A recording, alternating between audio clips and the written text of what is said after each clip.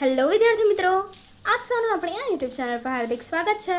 આજે હું લઈને આવી છું ધોરણ 7 વિષય ગુજરાતી પાર્ટ 2 ગુપ્તદાનમાં સ્વાધ્યાયનું સંપૂર્ણ સોલ્યુશન। તો ચાલો આપણે આગળ વધીએ, પરંતુ તે પહેલાં જો તમે આપણી આ યુટ્યુબ ચેનલને લાઈક, શેર અને સબસ્ક્રાઈબ ન કરી હોય તો જરૂરથી કરજો। પાર્ટ 2 ગુપ્તદાન શબ્દાર્થ આપ્યા છે। સુગ, અરુચિ, વંચિત, વિમુખ, પાયરી, પદવી, પેઠે, નિજેમ, ખેદ, દુઃખ, અકળ, ન સમજાય તેવું, રખેવાળ, ચોકીદાર, નફરત, તિરસ્કાર, ધીરધાર, વ્યાજે નાણાં આપવા તે, બોધો, ઢીલો નબળો, પંકાયેલું, જાણીતું, પુણ્ય પ્રકોપ, ખોટું થતું જોઈને જાગતો ક્રોધ, રૂઢિપ્રયોગ, ઓસરી ગયો, ઘટી ગયો, ઓછો થઈ ગયો, કાળા પાણીની સજા, મુશ્કેલ રૂપ અને અગવડ ભરી જગ્યાએ રહેવું તે, દમ નીકળી જવો, થાકી જવું, હાથ બંધાઈ જવો, કંજૂસી કરવી। આગળ જોઈએ પ્રશ્ન 1। જો ડૉક્ટર ગામ છોડી દીધું હોત તો? ડૉક્ટર સેવા કરવાના ખ્યાલથી ગામડામાં જ નિમણૂક કરવા માંગી હતી, પણ આ ગામડું અંતરિયાળી વિસ્તારમાં ખૂબ અગવડોવાળું હતું। ડૉક્ટરે પરિસ્થિતિ સાથે ઈશ્વરનો સંકેત માનીને જાત સાથે સમાધાન કર્યું હતું। અગવડો વચ્ચે સેવાની સગવડો ઊભી કરવાનું સામર્થ્ય એમણે ન દાખવ્યું હોત તો તે ગામ છોડી દીધું હોત તો ભીખા શેઠ જેવા દાનવીરોને ભેટો ન થયો હોત ને સેવાના કાર્યોથી ડૉક્ટરનો લાભ લોકોને ન મળ્યો હોત। બીજું, શાળામાં લોક સહકારથી કયા કયા કાર્યો થાય છે? અમારી શાળામાં લોક સહકારથી નીચે પ્રમાણેના કાર્યો થાય છે, જેમ કે પહેલું સફાઈ કામ, બીજું બુક બેંક, ત્રીજું વિદ્યાર્થી સહાય કેન્દ્ર, ચોથું બાલ સભા, પાંચમું પ્રાર્થના, છઠ્ઠું સ્વાસ્થ્યની સુવિધા। પ્રશ્ન 3। તમને કોઈ ક્યારે મદદ કરી શકે છે? જવાબ: ક્યારે? હા, મને મારા શિક્ષકોએ મફત ટ્યુશન આપીને તેમજ ફી ભરીને મદદ સ્કૂલ કરી હતી। આગળ પ્રશ્ન 4। તમે તમારા મિત્રો સાથે કઈ કઈ વસ્તુઓ વહેંચો છો? તો જોઈએ। મિત્રો સાથે વહેંચતા દેખાડો ન કરું, પણ મકરંદ દવે કહે છે કે એમ ગમતાનો ગુલાલ કરવું, ગમતું મળે તો અલ્યા ગુંજે ન ભરીએ, ગમતાનો કરીએ ગુલાલ। ભૌતિક વસ્તુઓ તો મારી પાસે હોય અને તેને જરૂર હોય તો નિસંકોચ આપું, પણ મારી પાસે કશું જ ન હોય તો પણ પ્રેમ, સમય, હૂંફ તેમજ ખબર એટલે કે બળ આપું। દુઃખ વહેંચવાથી ઓછું થાય ને સુખ વહેંચવાથી વધે છે। પ્રશ્ન 5। તમારા ગામમાં સૌના સહકારથી કયા કયા કામો થાય છે? મારા નાના ગામમાં ગામને આદર્શ ગામ બનાવવામાં સહકારથી કામો મહત્ત્વના થાય છે। ગામમાં દુધાળા ઢોર છે, ખેતી છે, કરકસરવાળું જીવન છે। એ જીવનમાં સમૃદ્ધિ લાવવામાં દૂધ સહકારી મંડળી, કૃષિ અને ગ્રામીણ બેંક, મહિલા સ્વસહાય જૂથ કે ધિરાણ સહકારી મંડળીઓનું પ્રદાન અગત્યનું છે। ગૃહ નિર્માણ મંડળીનો લાભ મળ્યો છે। ગામમાં શાળા, પુસ્તકાલય તેમજ દવાખાનું પણ ગામના સહકારથી ચાલે છે। છઠ્ઠું, જો ભીખા શેઠે મદદ ન કરી હોત તો? જવાબ: જો ભીખા શેઠે મદદ ન કરી હોત તો ગામમાં અને ગામમાં આસપાસમાં જે મેલેરિયા ફેલાયો હતો એ માટે દવા અને ઇન્જેક્શન ખૂટી ગયા હોત, તે લાવી શકાયા તે હોત। સમયસર એ ન મળતા ડૉક્ટર પણ પીડિત લોકોની સારવાર અને સેવા કરી શક્યા ન હોત। 7. તમે ક્યાંય ગયા હોવ અને તમને ત્યાં ન ગમ્યું હોય એવું બન્યું છે? શા માટે? મારી શાળામાંથી પ્રવાસ જવું હતું, પણ પપ્પાએ મને ના કહી અને અમારા કુટુંબનો પ્રવાસ ઊભો કરી મને ન ગમતી રણની એક જગ્યાએ કચ્છમાં લઈ ગયા હતા, તે મને નહોતું ગમ્યું। બીજો પ્રશ્ન। પાઠમાંથી પસંદ કરેલ વાક્ય જેવો અર્થ ધરાવતા વાક્ય સામે તમારે નિશાની કરવાની છે। પહેલું, તમે તો આ દુનિયારાના બોલી છો, તો જવાબ આપ્યો છે તમને અ। તમે દુઃખી જો ઉદાર છો। ત્યારબાદ બીજું, શેઠનો હાથ બંધાઈ ગયો હતો, એની માટે પણ જવાબ આપ્યો છે અ। શેઠથી પૈસો વપરાતો ન હતો। ત્રીજું, ફૂલ નહીં તો ફૂલની પાંખડી આપવા આવ્યો, એનો જવાબ છે ક। જરૂરિયાત વધુ છે પણ હું મારી શક્તિ પ્રમાણે આપું છું। પ્રશ્ન 3। આપેલ વાક્ય કોણ બોલી શકે છે તે પાઠના આધારે લખવાનું છે। પહેલું, દાન એવી રીતે કરવું કે કોઈને ખબર ન પડે, સાધુ મહારાજ। બીજું, હું દુનિયાથી દૂર ફેંકાઈ ગયો, ડૉક્ટર। ત્રીજું, મારી મદદ વિશે કોઈને જણાવતા નહીં, ભીખા શેઠ। ચોથું, દવાખાનું કરવા માટે મકાનની જરૂર છે, ડૉક્ટર। પ્રશ્ન 4। આપેલા વાક્યો ખરા છે કે ખોટા તે તમારે જણાવવાના છે।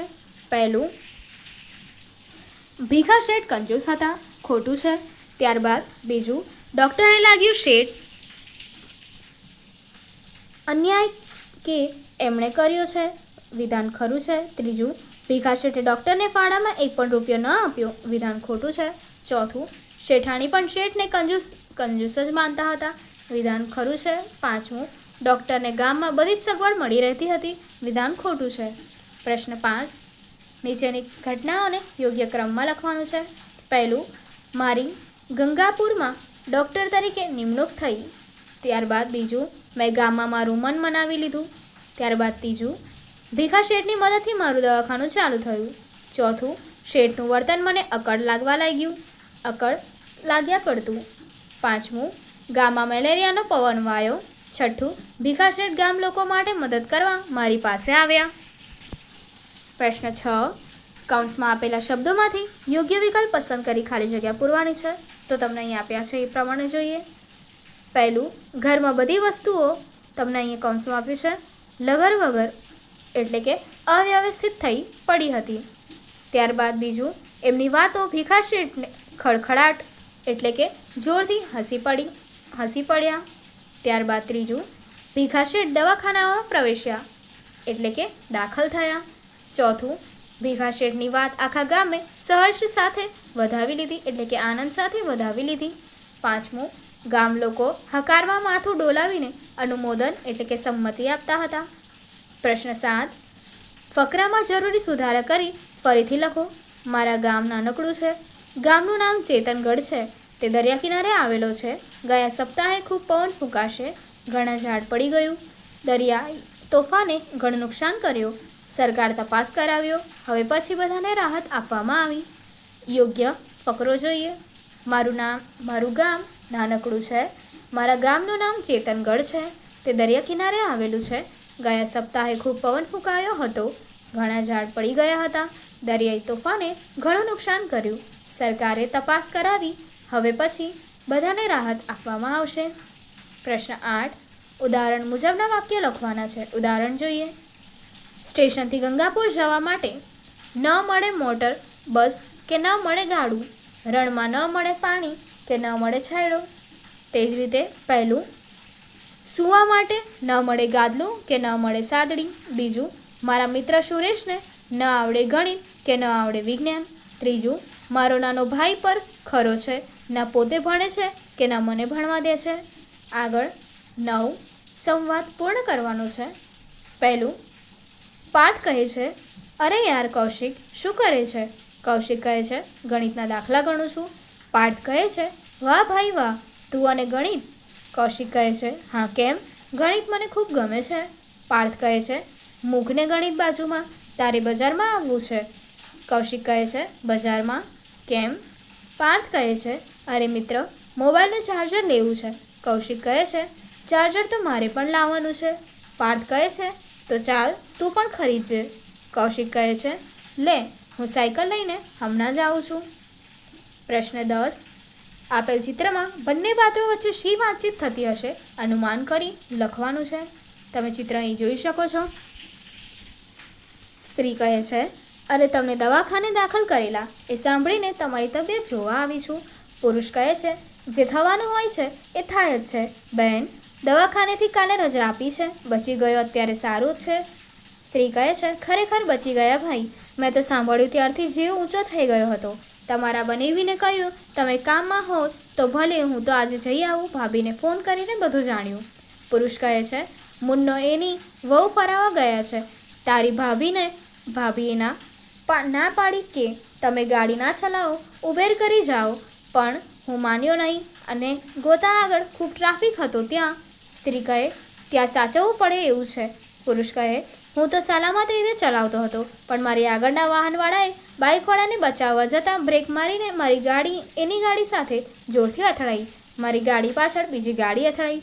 સ્ત્રી કહે છે કે બાઇકવાળો યુવાન તો ત્યાં જ ખલાસ થઈ ગયો. પુરુષ કહે, હા એ આપણા મુન્નાનો ભાઈબંધ જ હતો, પહેલાં ધીરુભાઈનો કિશોર.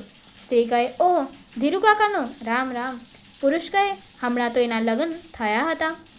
સ્ત્રી કહે, ધાર્યું તો ધણીનું થાય છે. ભાઈ આપણે એની આગળ લાચાર છીએ. પુરુષ કહે છે, એ કરે એ ખરું. હું બહાર ફેંકાઈ ગયો, થોડું માથામાં વાગ્યું, થોડું લોહી નીકળ્યું, થોડું જમણા હાથે કાંડામાં વાગ્યું. સ્ત્રી કહે, સારું, હવે ભાભીની વાત માની આરામ કરજો, જેથી ઝડપથી સારું થઈ જાય. મારે પિન્ટુની સ્કૂલથી છૂટવાનો સમય થયો હોવાથી રજા લઉં. પુરુષ કહે, આવજો. પ્રશ્ન 11. શિક્ષકે આ એકમના છેલ્લા ફકરાનું શ્રુતલેખન કરવા કહ્યું છે. કરાવવું તે પછી જોડીમાં શ્રુતલેખનની તપાસણી કરાવવી. પ્રશ્ન 12. પ્રશ્નના ઉત્તર આપવાના છે. પહેલું, ડૉક્ટરને પોતાની નિમણૂક કાળા પાણીની સજા જેવી કેમ લાગે છે?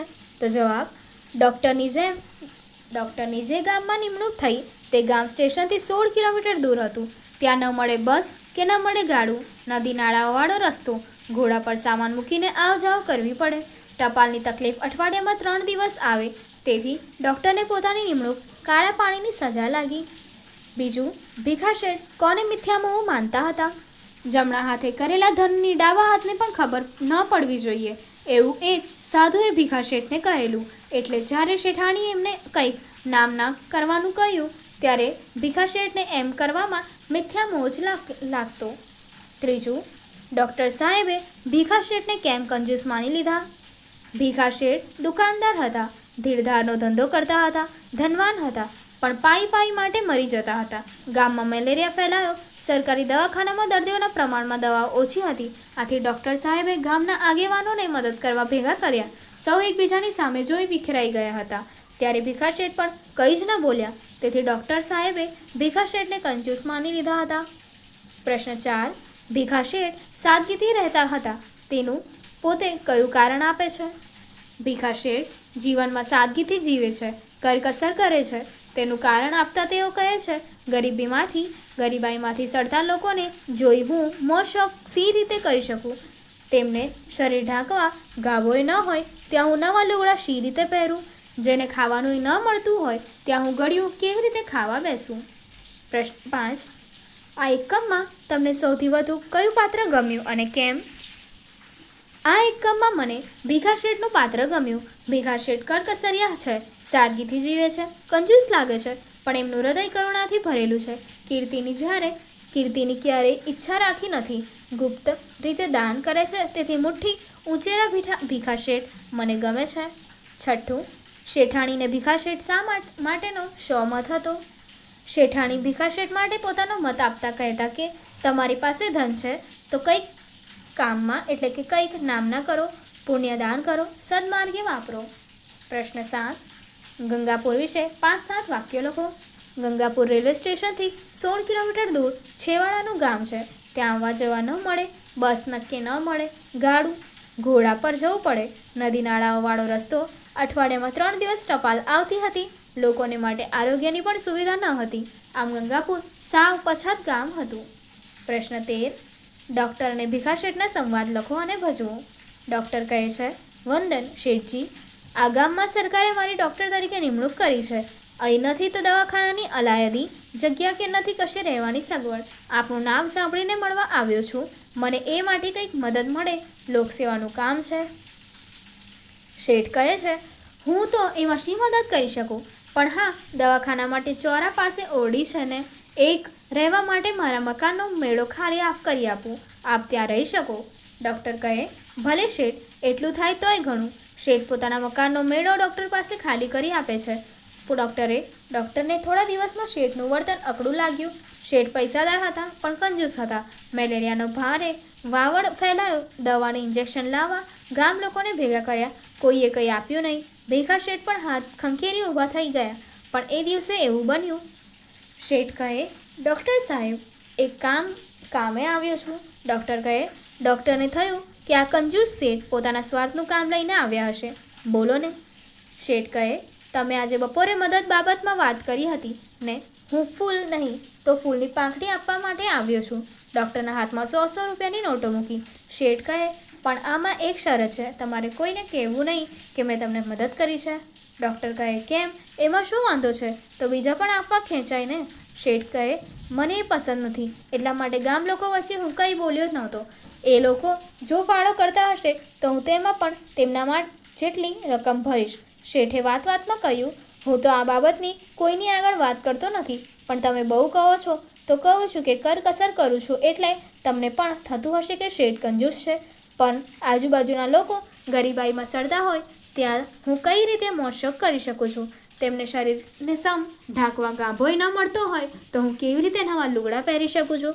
કંઈ સારું ખાવા બેસીને થાય કે લોકોને બિચારાને ખાવાનુંય મળતું નથી ને આપણને ગળ્યું ખાવા બેઠા. એટલે એવા પ્રસંગે જે કંઈ ખર્ચ થવાનું હોય તેટલા પૈસા જુદા મૂકું છું અને તેમાં એટલા બીજા પૈસા ઉમેરું છું અને આ પૈસા ગરીબ ગુરબાની મદદ કરવામાં વાપરું છું. ડૉક્ટર કહે, શેઠ, અજાણે પણ મેં તમને ખૂબ અન્યાય કર્યા છે. મેં તમને સમજવામાં મોટી ભૂલ કરી છે. સાચી જ તમે આ દુખિયારોના બોલી છો. શેઠ કહે, ના ના, એવું કંઈ નથી ડૉક્ટર સાહેબ.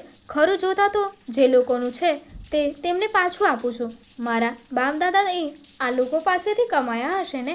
ડૉક્ટર કહે, પણ માણસનો સ્વભાવ જ એવો છે કે પોતે જે કંઈ કરે તે બીજાને જણાવ્યા સિવાય એને ચેન ન પડે.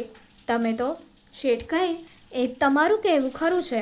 શેઠાણી પણ મને ઘણીવાર કહે છે કે કંઈક નામ ના કરો, પણ એવો મિથ્યા મોહ શીદને રાખો. મને એક સાધુ મહારાજે કહેલું કે તું એવી રીતે દાન કરજે કે જો તું જમણે હાથે દાન કરે તો તારો ડાબો હાથ પણ ન જાણે. એ વાત મારા દિલમાં ખરેખર વસી ગઈ છે અને ત્યારથી આ જ રીતે મદદ કરું છું. ડૉક્ટર શેઠ સામે માન ભરી નજરે જોતા, વંદન શેઠ આપને. શેઠ કહે, આ ધન હું કમાયો નથી, મારા બાપ વારસામાં આપી ગયા છે, એટલે કે મારે એ વારસો મારા પુત્રને આપવો જોઈએ. પણ હું એનો બધો નફો આ રીતે વાપરી નાખું છું. જે વારસો એનો માલિક હું માલિક નથી પણ રખેવાળ છું. મારી કમાણી અને મને વાપરવાનો હક છે ને, હું વાપરતો આવ્યો છું. હું કષ્ટ વેઠું છું એટલે જ ઘણાય મારી પાછળ બબડે છે. પેલા દિવસે સ્ટેશનથી તમે ગાડીમાં આવ્યા અને હું ચાલતો આવ્યો ત્યારે હું સમજી ગયો હતો કે તમે મનમાં મને કંજૂસ કહી મારો તિરસ્કાર કરતા હતા. પણ ડૉક્ટર સાહેબ, શું કરું? લોકોની સામે જોઉં છું ને, ગાડીમાં નથી બેસાતું. શેઠ, ગાડીવાળાને રૂપિયા આપી દઉં એના કરતાં પોટલું ઉપાડી આવનારને આપું તો શું ખોટું? આપણે ચાલીએ એમાં શું દુબળા પડી જવાના હતા? બધી વાત પૂરી થતાં શેઠ એને વિદાય આપતા ડૉક્ટર મનોમન ફરી એમને વંદી રહ્યા હતા. પ્રશ્ન 14. પાઠને આધારે ડૉક્ટરની એકોક્તિ રજૂ કરો. કૌંસમાં શબ્દો આપ્યા છે તમને. ડૉક્ટર કહે, ભલે પ્રભુ, તે જે સમયે જે નક્કી કર્યું છે તે જ મારા માટે શ્રેષ્ઠ છે. આમે મારી ઈચ્છા પૈસા કમાવા કરતાં આવા કામમાં સેવા કરવાની જ હતી. તારો એમાં પણ કશો સંકેત હશે ભીખા શેઠના મેળેથી. ડૉક્ટર કહે છે, સેવા કરવી જ હોય તો તેને આથી વધારે સારું સ્થળ ક્યાં જડે? રહેવાની જગ્યા નહોતી ત્યાં ભીખા શેઠે પોતાનો મેળો ખાલી કરી આપ્યો. સરકારે દવાખાના માટે જુદું મકાન બંધાવ્યું ન હોવાથી ગામના ચોરાની ઓરડીમાં તેની શરૂઆત કરી. આ ગામમાં કોઈ આવવા તૈયાર નહીં. કમ્પાઉન્ડર તો ક્યાંથી મળે? એ માટે શંકર જેવો નવજુવાન મળી ગયો. પ્રભુ, અડગ મનના મુસાફરને હિમાલય પણ નથી નડતો. જ્યાં તારી કૃપા છે ત્યાં મને શી અડચણ? ડૉક્ટર કહે, પ્રભુ, અહીં અને આસપાસના ગામડામાં મેલેરિયાનો પવન ફેલાયો છે. લોકોને ભેગા કર્યા, કોઈનામાં માનવતા મળી. ઇન્જેક્શનને દવા ક્યાંથી લાવી તે મને મદદ કરી. ભીખા શેઠ જેવા કંજૂસ લાગતા માણસમાં ઝરણા ફૂટ્યા. તે એમનામાં માનવતા, દયા ને લોકો પ્રત્યે કરુણા પ્રગટાવી. પ્રભુ, એ તો તારી કરુણતાનો જ પ્રતાપ છે. દાનેશ્વરી ભીખા શેઠને મળ્યા પછી ડૉક્ટર કહે, પ્રભુ, હું તો નિમિત્ત માત્ર છું. મારી લોકસેવાના કાર્યમાં તે વિવિધ સ્વરૂપે પ્રાણ પૂર્યા. વંદુ છું મનોમન ભીખા શેઠને ને વંદુ છું પ્રભુ તને જે સરાચારમાં વ્યાપ્યો છે. પ્રશ્ન 15. મોટેથી વાંચો અને વડીલ અને શિક્ષકોની મદદથી ગુજરાતીમાં તેનો અર્થ લખો. रही मन वे नर मर चुके जो कुछ मांगना चाही उनसे पहले वे मुझ गए जिन मुख निकलत नाही. રહીમ કહે છે કે ભીખ માંગવી એ કરતાંય મૃત્યુ મહેતર છે. જે માણસ ભીખ માંગવાની સ્થિતિમાં આવી ગયો, જે ભીખ માંગવા જાય છે તે મરી ગયેલા સમાન છે અને એ લોકો તો પહેલાંથી જ મરેલા છે જે માંગવા છતાંય સાફ ઇનકાર કરે છે.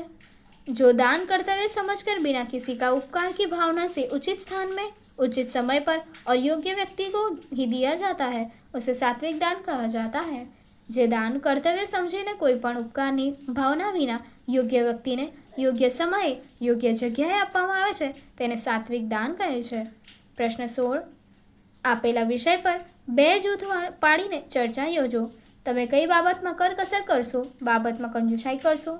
કરકસર સમય, શક્તિ કે વ્યક્તિ કે સાધનનો વિવેકપૂર્વક વેડફ્યા વિના ઉપયોગ કરો તે કરકસર છે. કંજુસાઈ આવશ્યક હોવા છતાં વસ્તુઓ માટે પૈસા, સમય કે શક્તિ ન ખર્ચવા તે કંજૂસાઈ છે. આગળની એક્ટિવિટી જોવા માટે અહીં આપેલી એન્ડ સ્ક્રીન પર ક્લિક કરો. Thank you.